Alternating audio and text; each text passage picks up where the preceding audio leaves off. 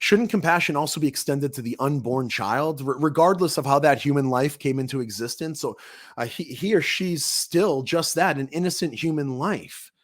And don't all humans have the right to life, regardless of size, level of development, environment, and degree of dependency? I think so, and I think the argument can be convincingly made. Does the fact that a baby was conceived, and I quote, by accident or in a manner that's unplanned, validate the taking of that innocent baby's life? I don't think it does.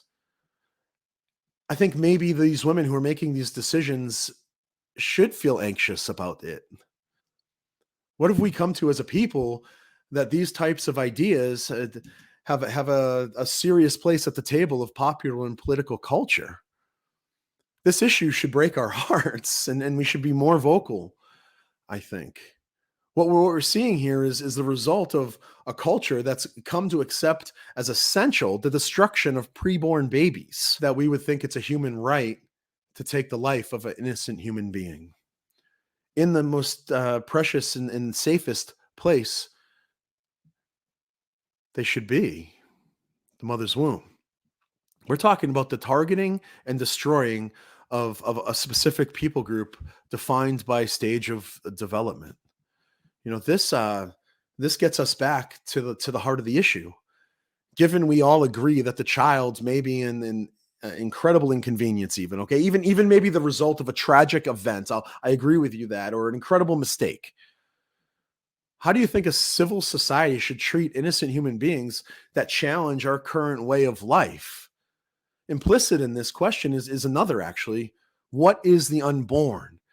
And this is the question that we all need to keep on the front of our minds as we engage in conversation about these issues. What is the unborn?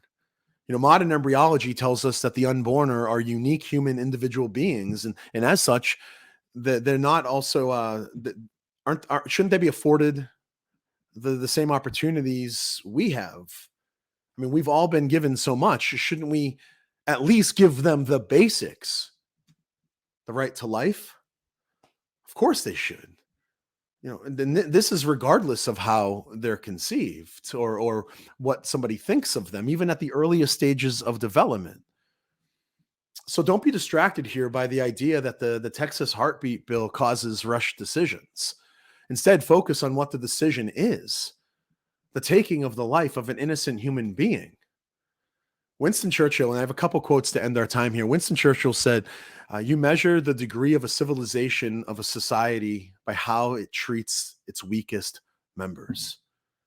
Gandhi, he made the simple point when he said, a nation's greatness is measured by how it treats its weakest members.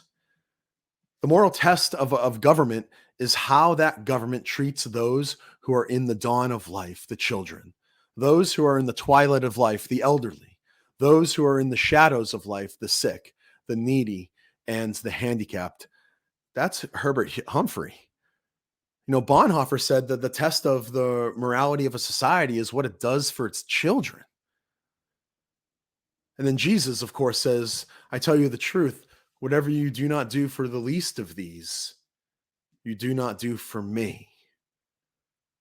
Our culture, led by our government, is failing the most fundamental of all tests: protecting the least of these.